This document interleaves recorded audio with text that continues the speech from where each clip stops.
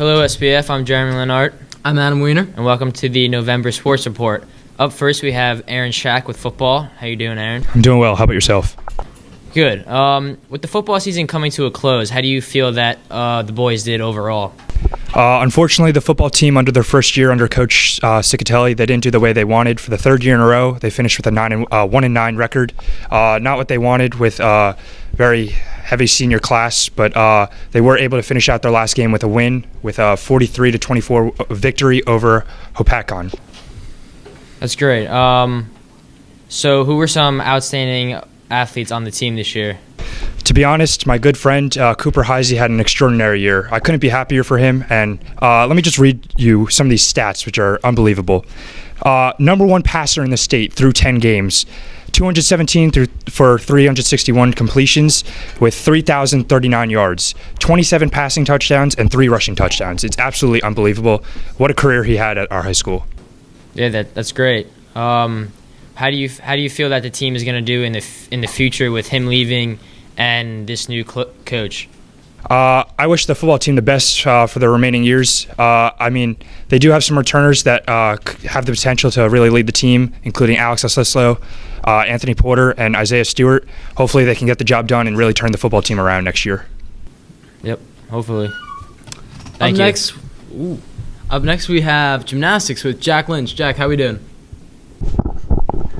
I'm doing good. Thank you, Wiener. So, Jack, now that the gymnastics season is over, tell me, how did they do in their section competition? They finished 5th in their section, which is overall pretty good considering, the teams that they go against. Bishop R, for one, Cranford, and Westfield, 3 amazing teams in the state. And each year they seem to get better and better overall. So hopefully next year they'll finish, over 5th. That's good to hear. Any underclassmen that are going to rise to the occasion next year, you think? Sammy DiFabrizio is very good. She's a rising star for the gymnastics team. Izzy Sutton is also performing very well for the team. And junior Kara Bush, who was actually a captain this year, she's been amazing for the team. So hopefully those 3 can really, pull it out for them next year. That's awesome. Thank you, Jack. Up next, we have Justin Walsh with cross country. What's up, Jeremy? So how do you feel that the cross country team did this past season? I mean, overall, the cross country team proved to be one of the most effective teams here at Raider Nation. Their progress proved to be outstanding this year. So nothing but good things. So what runners and athletes stood out throughout the team? Well, junior Ben Fleischer actually stood out very well because he actually made it to the group meet in the state championship this year, so he proved to be very effective for the team. Yeah, that's great. What does the team look to accomplish in the future, and what are some of their goals? I mean, this past year alone, they both the boys and the girls achieved 6th place in the sectionals meet, and they did have one athlete go to the state competition. So I guess to surpass the progress they made this season would be their overall goal going forward. Awesome. Thank you, Justin. Up next, we have tennis with Sean. Sean, what's going on? Good, Adam. Thank you. So, Sean, tell me, how's this tennis team do overall? Sadly, they finished at 3-16, but they had fun swinging those rackets out there, and they put their heart into it. If you had to take a guess, who could be our captains next year? Underclassman Alexa Chan. She's a great tennis player. All right, that's good to hear. Lastly, do you believe there's been any? How's their chemistry? Do you believe they're getting along, or are they fighting? What I can tell from they're great at hanging out with each other and supporting each other. So I feel like in the future they'll be great together. It's good, Sean. Thank you. Oh, and now we have field hockey with Cooper Heisey. Coop, how we doing? I'm doing great. How are you? So this has been the first varsity year for the field hockey team. How do you think they did? They did a great job this season. They finished 4-11, which is very understandable for a first-year varsity program, competing against some of the best field hockey teams in the state. So I think they started off their varsity program in a good way. What do you think they will do to improve their team from now on? Well, I already see Miss Neidig running with the girls on the track right after the season ended, so they're going to get in shape and condition and hopefully be able to run up and down the field next year and score a lot of goals, so they're going to be improving a lot. Coop, who do you think will lead the team next year? Goalkeeper Kelly Nitty, who did a fantastic job in goal for them this year, and Cassie Novello, who was the leading scorer, will lead the team next year as they did this past season. It's good to hear. Thank you, Cooper. Thank you. And now we have Male Athlete of the Month with Liam Hickey. All right, I'm Liam Hickey, and I'm here with this month's Male Athlete of the Month, Cooper Heisey. Cooper, how are you? I'm doing well. How are you? So, Cooper, you're a senior. Just finished up your football season. How does it feel to be done with football as far as your high school career goes? It's a little bittersweet, because football season's over. I'm happy that I get to move on to something new, but at the same time, I'm going to miss high school football. Some of the best memories are made there. So give me a quick overview of this past season. How'd it go? As a team, we went 1-9. It wasn't a good season. We made a lot of mistakes that caused us close victories that we could have had. But statistically for me, I had a really good year, and I just want to build on it in the future. So did you have any goals that you had at the beginning of the season that you accomplished or maybe didn't accomplish?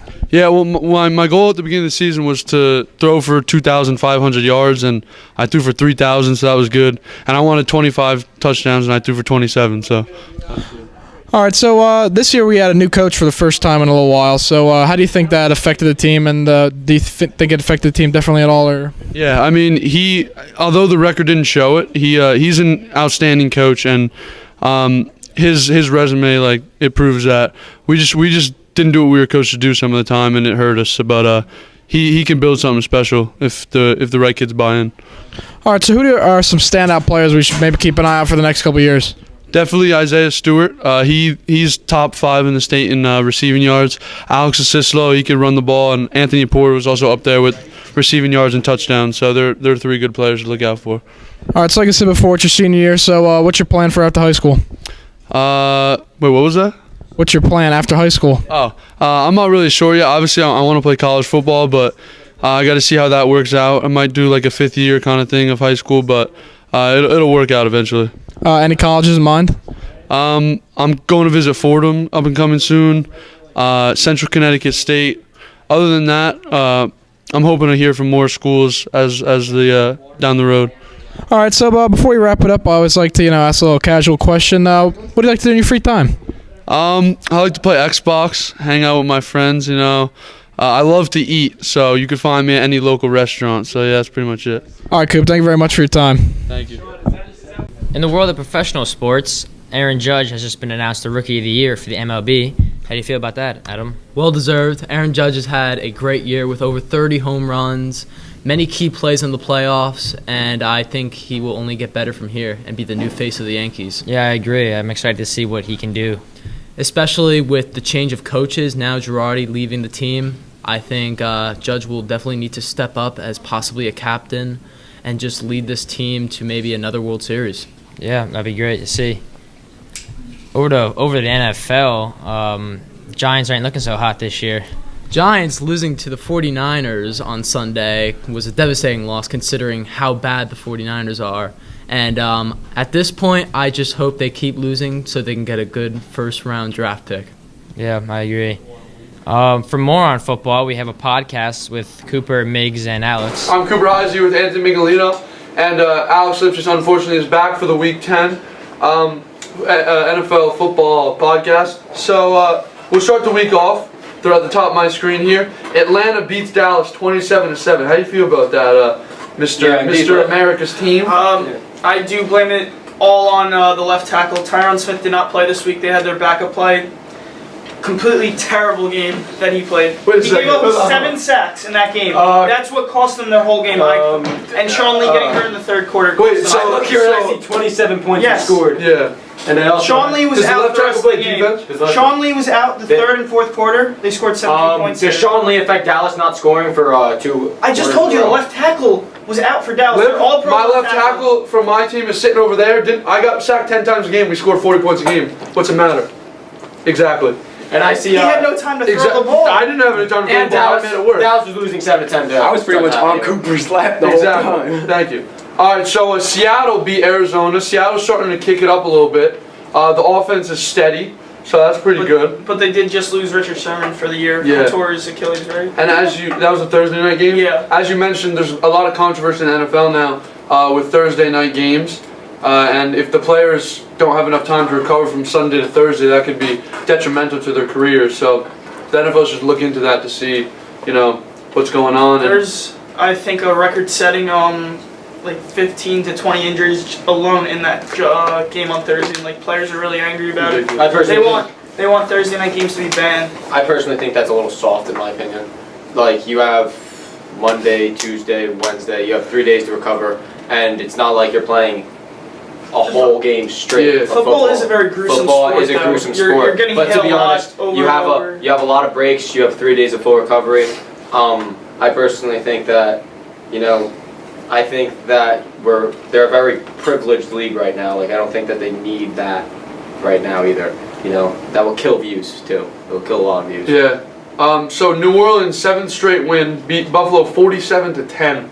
That was surprising. I'm not surprised that they won, but I'm surprised that they dominated. And Drew Brees is dominating through the air and actually on the ground this week. He had a rushing touchdown. No one was expecting that. But Mark Ingram, they had 298 rush yards, almost 300 rush yards. 2012. No, it was the most rush yards for the Saints ever in their history of the franchise. In the game. Yeah. So that's really good to see New Orleans back on track. I'm personally not a huge fan of New Orleans, so I think they've only had one very good victory, and that was just against Buffalo this week. They haven't really played too many teams that I thought are at a high level yet. So, this city recovers from Hurricane Katrina, and you're telling me that they're not a talented football team. What does that have to do with that? It means that they have heart lip. The one thing that is absolutely necessary in the National Football League. You're telling me can't get there without it. Can't survive in the league without it. Listen, you're saying that they haven't beaten a lot of good teams, but it's a competitive league. Just 2 weeks ago, we were talking about how Buffalo is a great team, and you agreed. Exactly. I think Buffalo is still a good team. Okay, they have the defense to make a run in the playoffs. And you have to give them 47 points a game to the Saints. I said the Saints had a very good victory this week. You're a professional. They played very good. You're a professional football player. You're being playing games competitively. If you don't think that they're good enough, that's just your opinion. The manager sees something that you don't. So obviously he's getting $8 million to manage your team, so he knows what he's doing.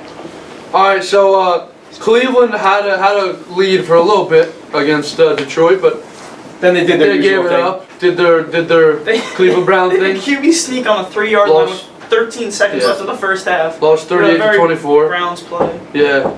Just the typical 0-9 Browns now. Yeah. They're going to be the worst team in NFL history this year. I wholeheartedly believe it. I mean, the New York Giants can't be far from that either. Oh my goodness. Speaking of the Giants, they lost to the 49ers. C.J. Beathard of San Francisco.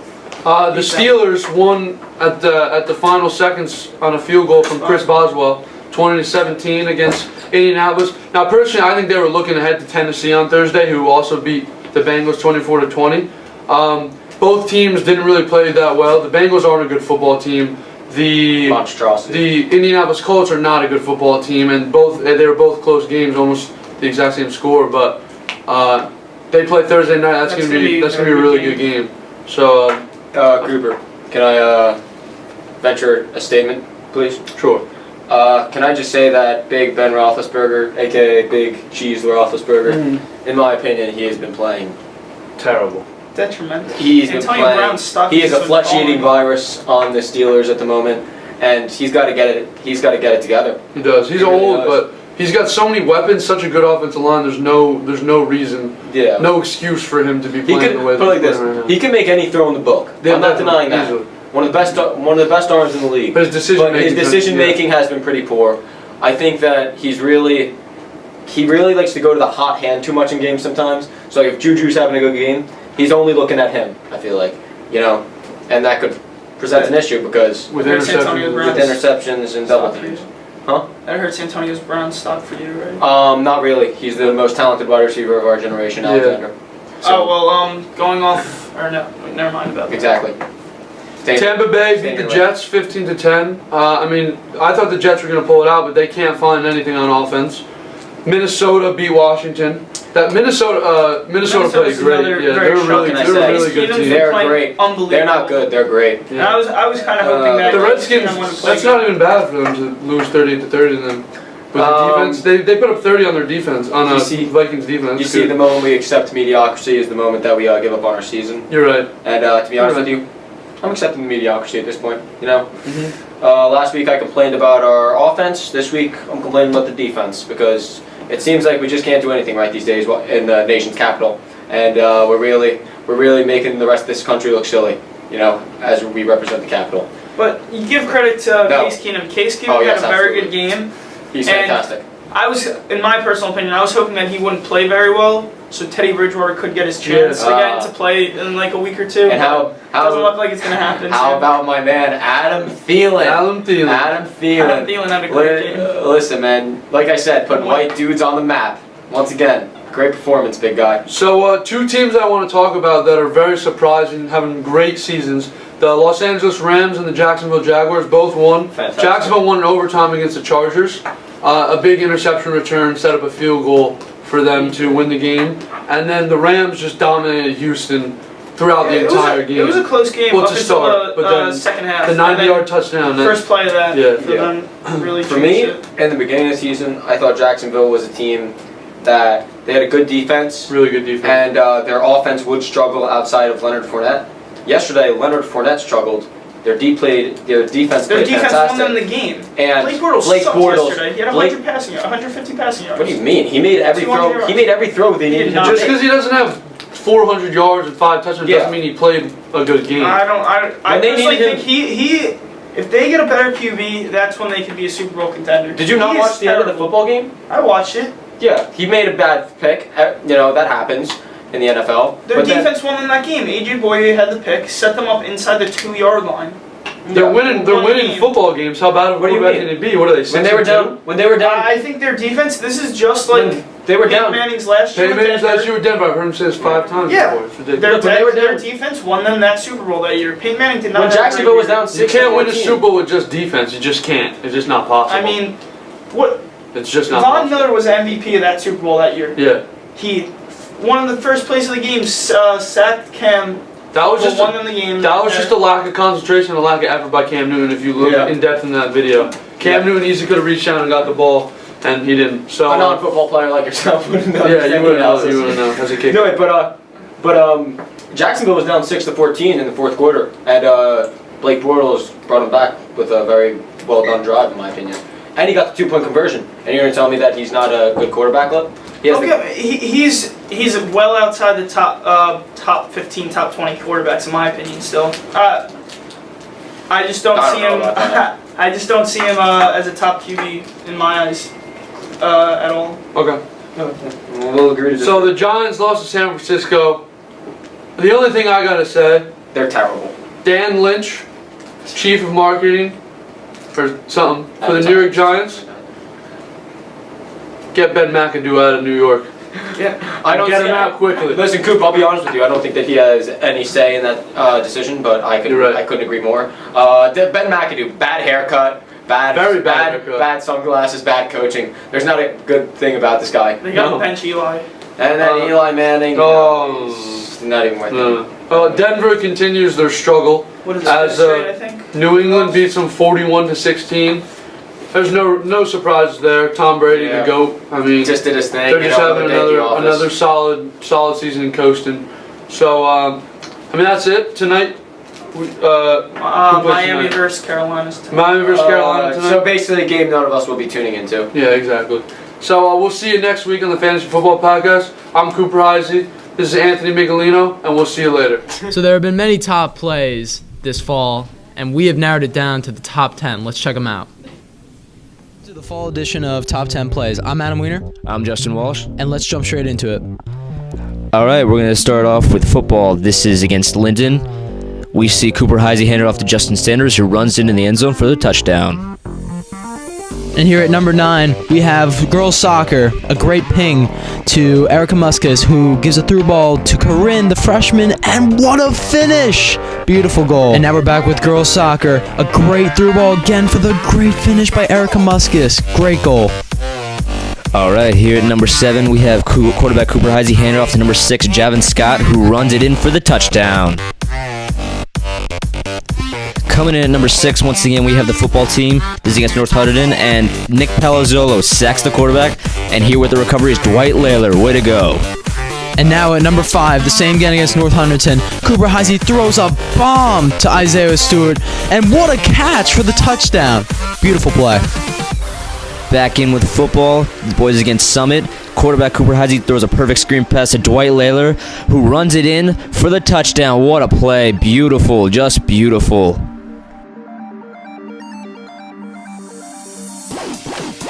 And now at number 3, a game versus Bridgewater. Girls soccer. Great ball movement. Goes to Taylor Diggs. She takes the shot. Oh my God, what a screamer. All right, coming in at number 2, we're back with boys football against Summit. Cooper Heisey throws a bomb downfield to Dwight Layler once again, who runs it in for the amazing touchdown. What a play. And lastly, for number 1, against Bergen Catholic, boys soccer, a header goes straight to Alex Ferrara, and for the volley, oh my God! This has been the fall edition of Top 10 Plays. I'm Justin Walsh. I'm Adam Weiner, and stay tuned for next month's Top Plays. Thank you, everybody, for watching. I'm Jeremy. I'm Adam Weiner. Have a great night. Get home safely. No texting and driving. Until next time.